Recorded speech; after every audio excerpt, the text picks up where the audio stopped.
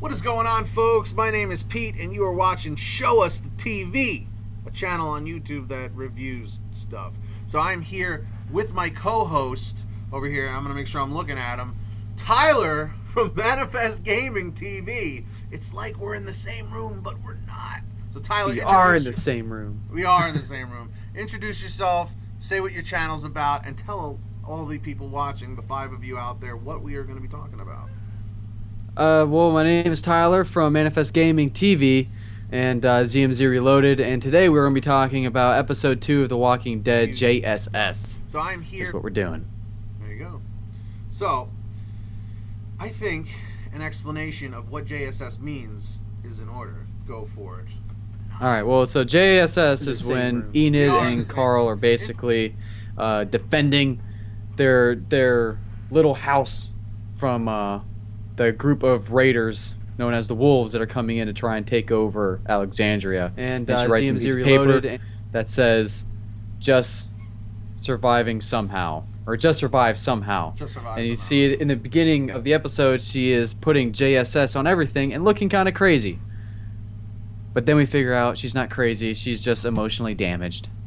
Well, now, I'm going to just put a spoiler alert right here, so if you don't want any spoilers, are we going to, I mean, we kind of need to discuss stuff, so it would be spoilers in a way, right? Well, I'm pretty sure if someone's watching a video episode 2 discussion, there's going to be spoilers, hands down. So, because I didn't want to give something away, because Edith, or Enid, how do you say it? Eden, okay. Eden, I don't think that's her name, is it? Is it? Enid. All right. See, I thought I was like Eden is a normal name. Enid is not. Or excuse me, I probably just offended like 6 people with their mother's name is Enid. But anyway, we end up seeing a scene where Enid is watching. I think the father kills the mother. Like I think because did you watch Talking Dead after the show? Did you have? Yeah. Because it looked like the father was eating the mother. Well, they got attacked by walkers. Right. And she was in the car. Car, and then Enid was watching, like, the father, like, eating the mother or whatever, or eating somebody. Because on the, what do you call it, on the Talking Dead, when they do, like, in memoriam of the people who died, they show, like, the father, like, eating a woman. So I'm assuming it was the mother. Yeah, the father looked like he was eating the mother, but they were just attacked right. by a group of walkers, so that is true. They turned. Right. So moving along, she ends up. So what was it? She was just wandering around, and she found her way into Alexandria. That's pretty much what happened. Yeah, pretty much. That's basically what ended up happening. Is she eventually found her way to Alexandria and became a surviving group member. Right. Okay. So that's that's that part that happened. Yeah. So then once she gets there, now we're kind of noticing that there's I guess a love interest, like a love triangle kind of going on with her and Carl, and there's the other girl that was there. Yeah. That's like hanging out with that kid Ron. Yeah, it's your normal teen angst that's going on in the series right now. But that is not the most important part of the episode. I feel like we kind of had to give a little bit of backstory that we paid attention to the episode, which I actually have on in the background right now. So I'm actually watching the scene right now. Ooh. Yeah, where Morgan is confronting the wolves guy, and then they all run away at the end. He's telling them to leave. Because by the way, very dumb move. What?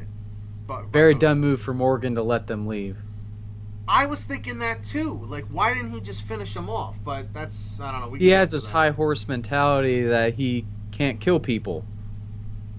I mean, and to some degree, if he's surviving by himself, then yeah, you don't have to kill people. But he's with a other group. He's responsible for other people now. Right. So I kind of feel like it's a selfish act on his hand not to kill those that are trying to kill his group. That's true. That's very true. But Morgan really stepped it up in this episode. We don't even want to deny that. Like, he really stepped things up. But moving on to something else here. During the episode, the reason why I mentioned the wolves is because if you're familiar with the comics, the wolves are these complete psychotic badass raiders that just they don't give a shit, man. Like, and to be perfectly honest, the thing I don't understand about the wolves, maybe they'll explain it later on in the show, is how they are such badasses and kill anyone in sight, but how did they formulate the group themselves? Like, you know, how did they say, okay, yeah, this person's fine to be in our group, this one's a fine, but let's go kill all these people?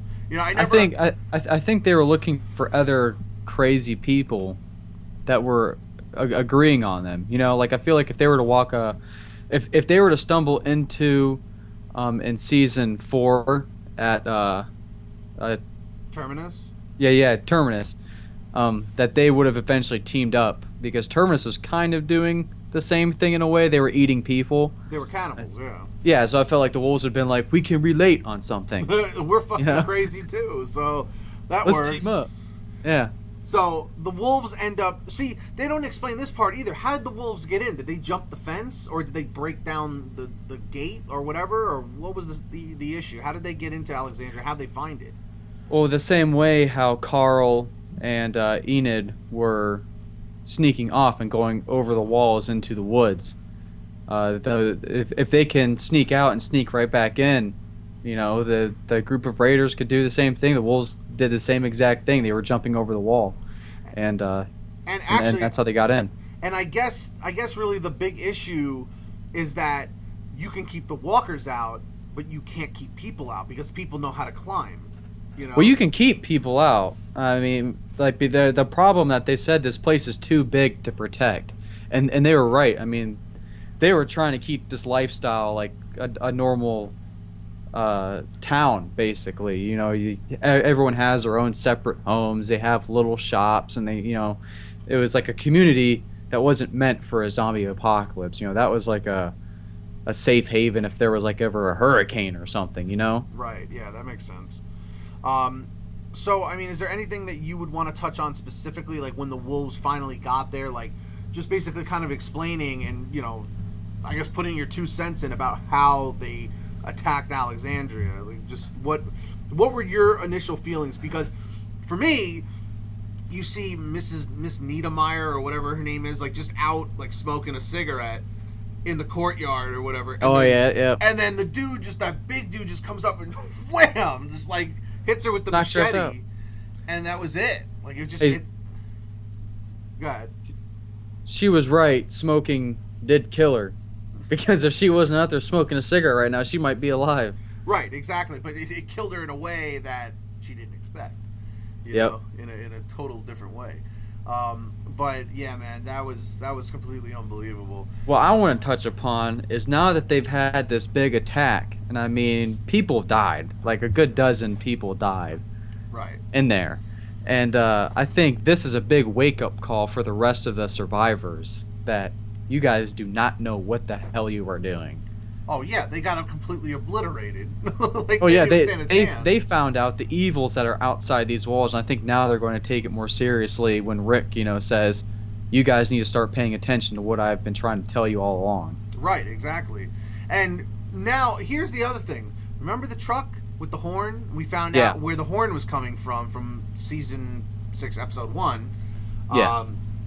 We found out that the truck is now here, and what was it? Was one of the drivers from the wolves decided to try and plow through the wall? Is that what he was attempting to do?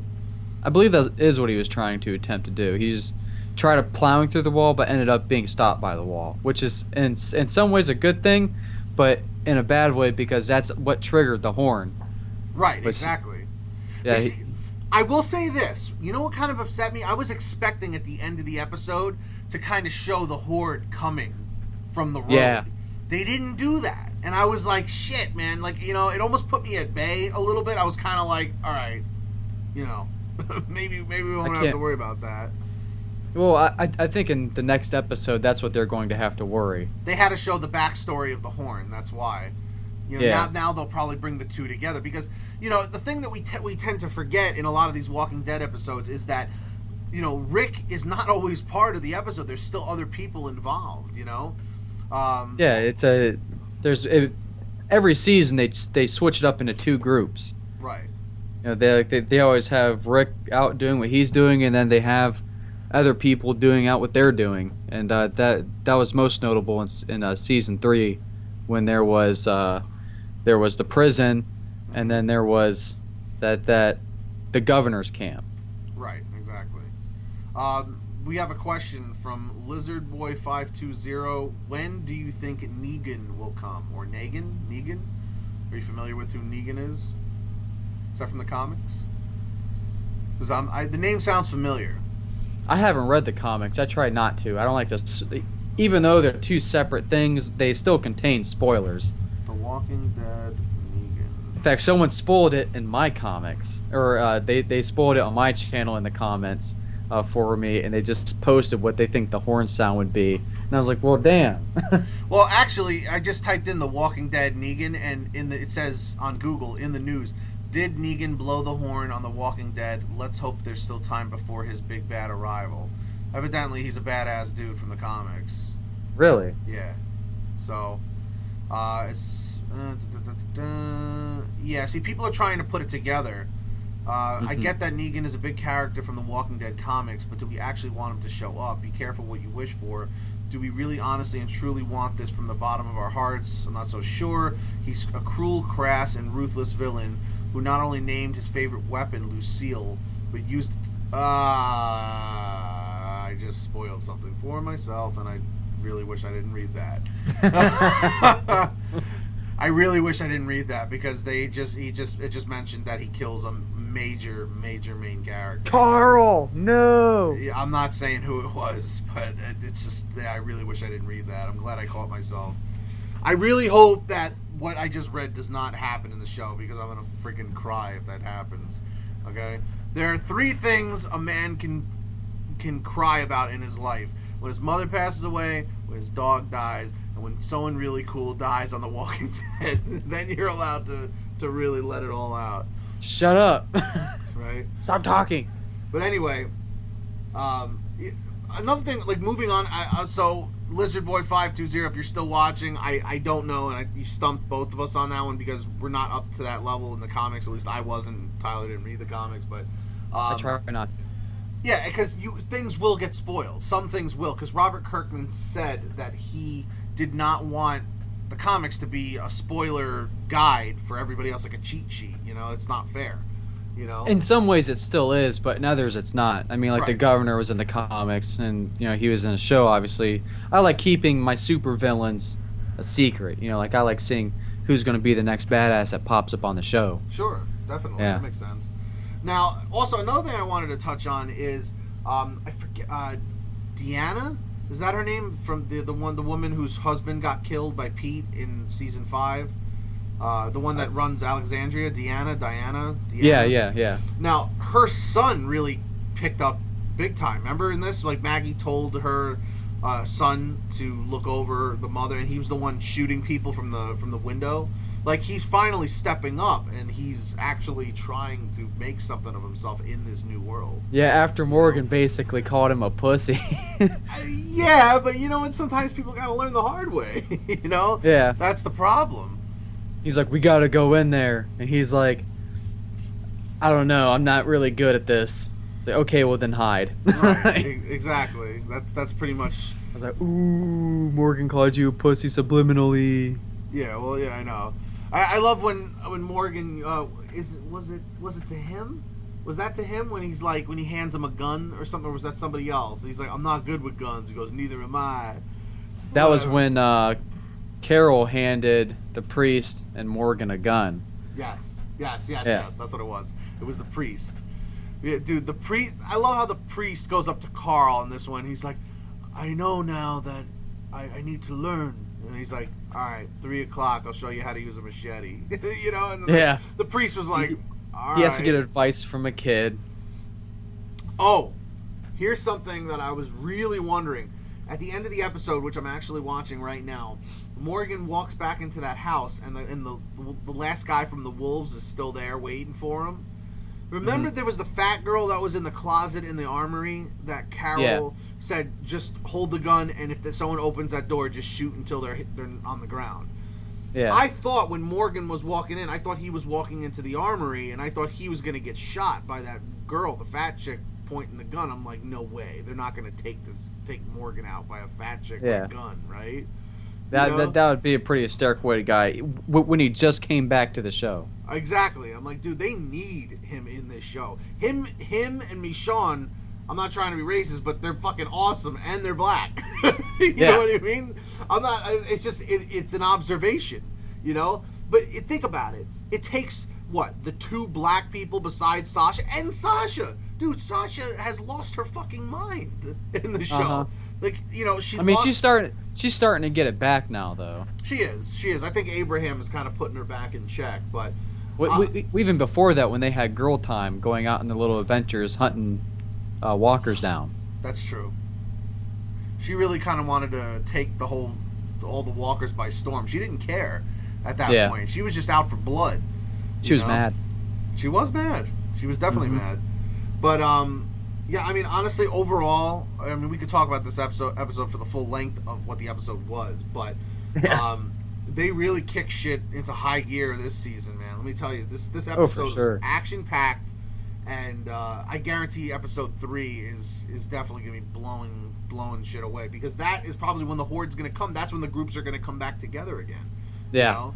So I don't know what we're gonna see. I mean, they're actually showing like what's gonna be on the next Walking Dead. So we're seeing Daryl and all this shit. But what other things would you mention, like, to wrap things up from episode 2 that kind of stood out to you that we didn't discuss?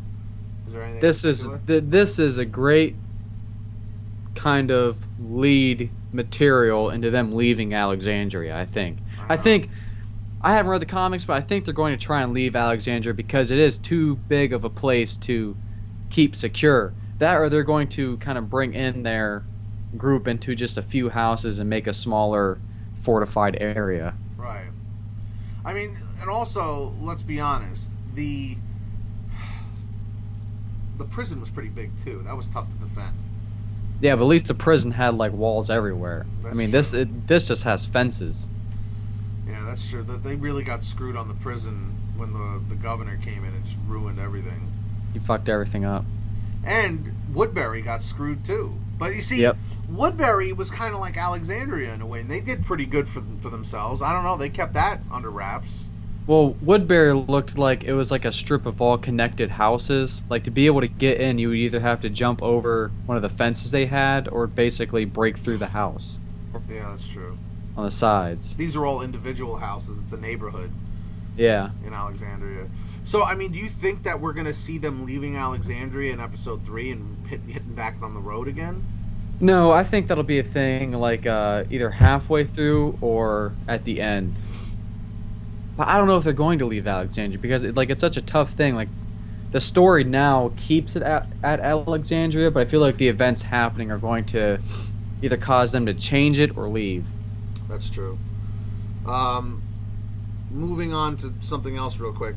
Lizard Boy is still here. He said, what is your opinion on Fear the Walking Dead? I mean, that's kind of like a whole other video in itself, but to sum it up, I guess I'll go first on that one. My thoughts on Fear the Walking Dead, I actually didn't watch the first few episodes. I kind of just jumped on it late in the game. The last remaining episodes, I didn't mind. I thought it was nice to see a different perspective on the whole thing, on the outbreak. But, you know, you can't compare. You're not going to ever compare to the original cast. It was there was no character development for them. Like, it was just like, all right, so now it's just a bunch of random people that I don't care about from the beginning. You know, I feel the same way, but just a little bit differently. I felt like they were trying to, because you didn't see the first 2 episodes. In the first 2 episodes, there was a lot of character development going on. Oh, there was. All right, maybe I should so much so that they didn't even focus on the whole like zombie apocalypse thing.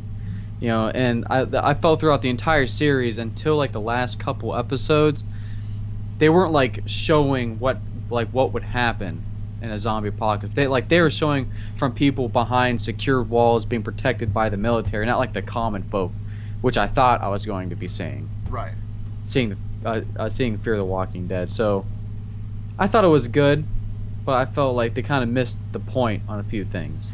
Yeah, I mean, I didn't get that. I mean, for lack of better words, I didn't get that fuzzy feeling like we do when The Walking Dead returns. You know what I mean? Like, Yeah. it was. We're now getting introduced to a whole new cast. Yeah. And here's another thing: is Fear the Walking Dead? Are they ever going to collide with the original cast? Are they ever going to intertwine eventually? Is that what their goal was? Or they really are just trying to crank out 2 shows to make more money? Like, I don't know.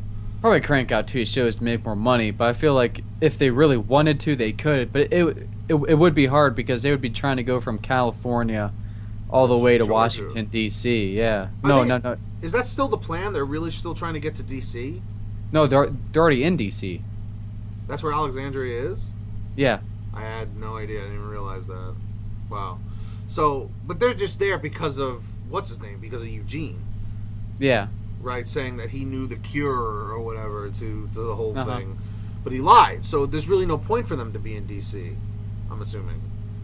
Yeah, pretty much. There really is no point, but I guess it adds a new environment, It does. All right, so that's interesting. But anything else from the second episode? Anything you can think of that we possibly missed? Because I think we covered the majority of it. I mean, other than Carol. Carol. We didn't talk okay. about Carol. Okay, yeah, definitely, we definitely left that out. So go on. What did you think about her badassery, if that's a word? Carol definitely showed just how much of a badass she did in this episode, and basically made up for all of season 2 where she was crying the whole time, and all of season 3 where she had to pick up where the rest of the group was at this moment. And I think now she surpassed a lot of the members in their group already. Just she basically took advantage of the psychological game, I felt like. Sure. She told all the survivors of Alexandria, made it look like she was some weak little thing. And then when it comes to this whole raid, they're all like, oh my god, you're just like a complete badass and just killing people. Like, I don't know whether to be scared or not, or to be thankful that you're with us. And then, writing the W on her forehead, make it look like she was a part of the wolf gang, I guess you could call them. What was very smart. It wasn't a straightforward attack like I think Rick would have done. Rick would have just went in there, guns blazing, killing motherfuckers, and then, Carol did it like a stealth mode. She did. I like how she basically cloaked herself to be the wolf, like a wolf member, like you said, because they all believed it until she started popping caps all over the place. She was like, "Oh, hey, great, help us out over here," and she was just like, boom, boom, boom, just taking them out. Bye bye. Yeah, dropping dead. That I really gotta say, Carol really picked it up, and even on Talking Dead, they were really stressing how Carol was like top notch. Like when I was watching it, I was like, damn, like I knew she had so much loss in her life. Her husband, which was an asshole, her daughter Sophia, and then I was like, man, she is just ruthless now. Like she just doesn't care. She's just out to for the better of the group. Like she has. And have you noticed how cold she is to children? After all the shit she's had to go through, killing off those 2 girls, Lizzie and her sister, and then losing her daughter, and training all the kids. Yep.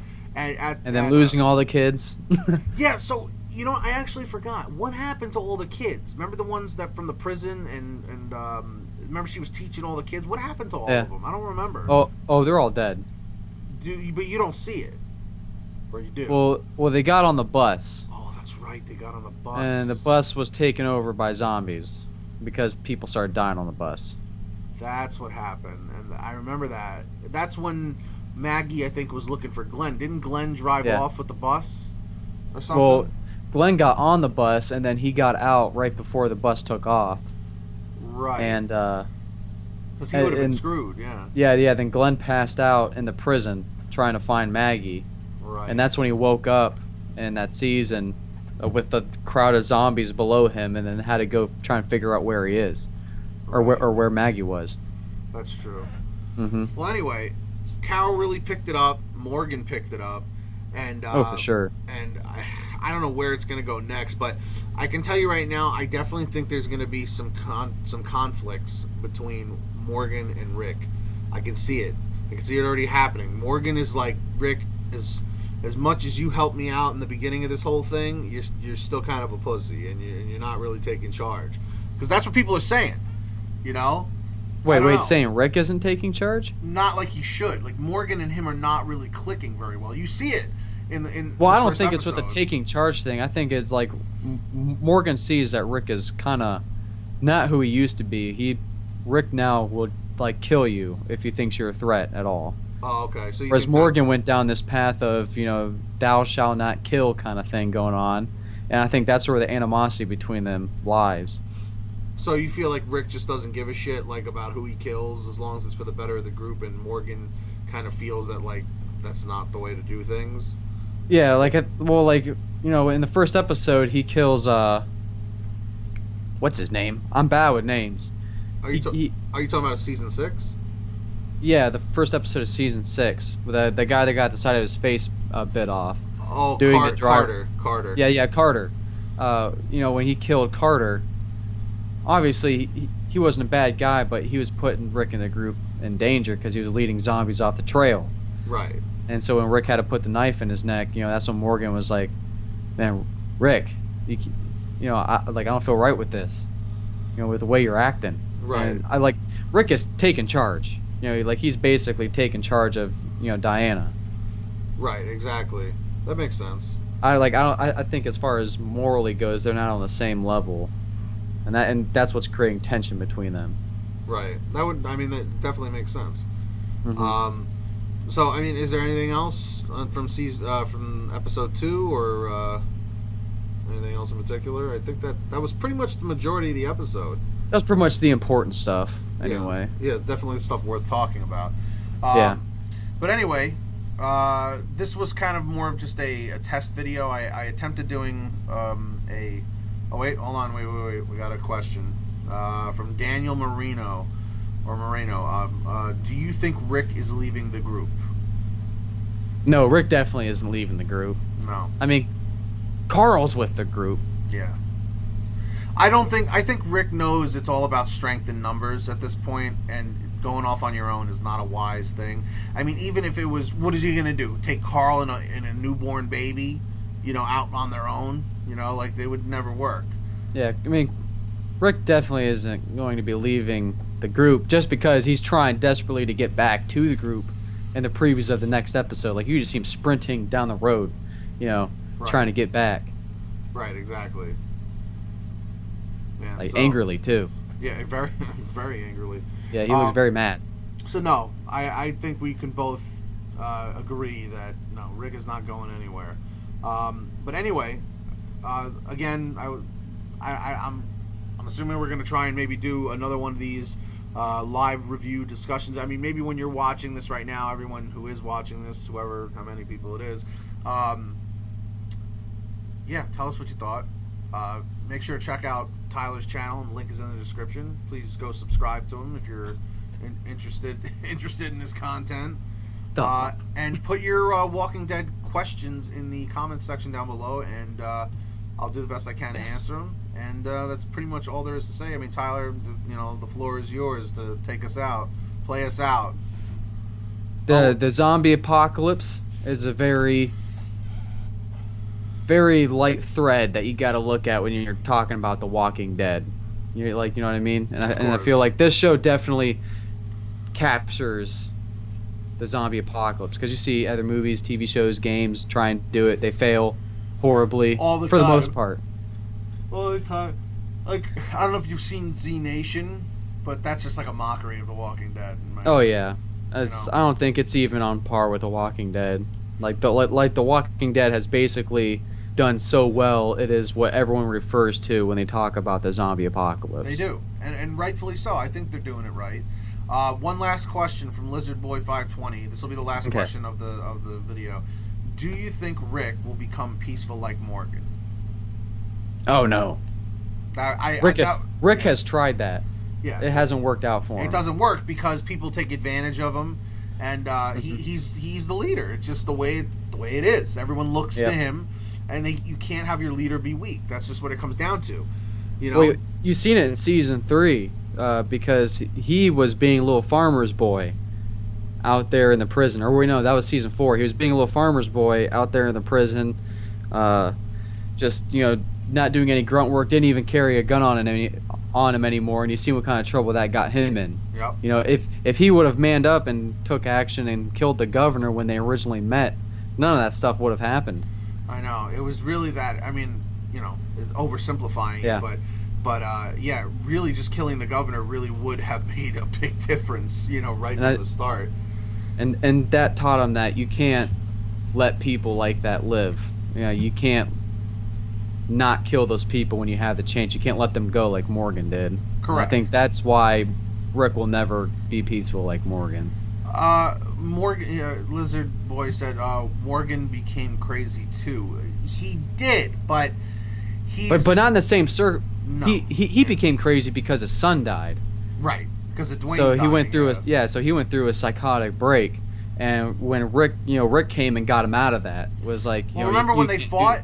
Remember when they fought? Yeah. Like season 4, I think it was, or whatever. I think it was season 4 or 5 when they finally met up with Morgan that other time. Remember where Rick they came to that town and Morgan was up in the window and like shooting, like sniping and stuff from the window. Yeah, that was season 3, right before they thought the governor was going to attack. So so they went out to look for more weapons, and they remember there could be more weapons back at the police station. Right. And so when they went to go back into that town, Morgan was up there, sniping people from the rooftop. Right, exactly. But so to answer the question, do you think Rick will become peaceful like Morgan? No, I don't think that. I don't think that.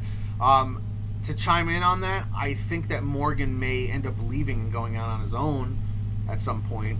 I think that's definitely a possibility, unless he gets killed. I don't know, but it's one of those options. But yeah, I don't think he's in there for the long run. I don't think so because you could even see, like, when Morgan and Carol were out on the street taking care of the wolves. They weren't even really working together. They were just kind of out on their own. They would, they're not going to attack each other, but they didn't even acknowledge each other. There's a point at the end of the episode where they just walk in each other's path, don't even acknowledge one another. So yeah. I definitely think that could lead into Morgan leaving the group, but I don't think Carol will. Daniel Marino, who else do you think will die or at least not be in the series? I mean, that's a big question. That's a big one. I mean, we could be here for another 6 hours talking about that. Oh yeah. It's too broad of a question, honestly, to really say who else do you think is gonna die. Everyone is expendable. I mean, we don't want them to be, but everyone is totally on the line. I think it was you, Tyler, that you were saying that Eugene is like the comic relief of the group. And I think he won't be dying anytime soon. See, that's where I thought he might. Like, I know he is the comic relief, but he's like so clumsy. You know what I mean? He's had so many close calls, and he never really picked it up, like defending himself. The priest is definitely expendable, I think. Yeah. The priest, Gabriel, definitely. I even think Deanna or whatever the woman. I think the priest will actually do a self-sacrificing thing to try and save the group or save someone. To kind of make up for him being a dick. I guess. Yeah, to kind of make up for not protecting those people, bringing them into the church. Yeah. Oh, yeah. They keep bringing that up, and he keeps thinking about what was written on the side of the church, saying, like, you'll rot in hell for this, or you'll burn in hell, or whatever. So, that's haunting him, for sure. And I think him doing something self-sacrificing will be his way of making up for it, or at least in his own head, anyway. Yeah, absolutely. That's definitely possible. But anyway, we could be here for another 6 hours. I'm trying to end this somehow. But I had a great time doing this. I definitely think we'll do this again. In the comment section, let us know. Tyler was also my tech support for getting this to work. Yeah. We went through hell and back to get this to work. We finally got it to work. It's awesome. Tyler's an incredibly creative person. I've known him for since 2008. So yeah, he's a very near and dear friend. And I want you to go and support him on his channels and his work. Unbelievable stuff, and he's got a great mindset. So enough kissing ass to Tyler. Go check him out. Link is in the description, maybe an annotation on the screen. I don't know. But until next time, folks, I'm Pete, and this I'm Tyler. Is Tyler. There you go. Thanks for watching. Hit that thumbs up button if you like The Walking Dead, and please subscribe to Show Us the TV. Thanks for watching, folks, and we'll see you in the next video.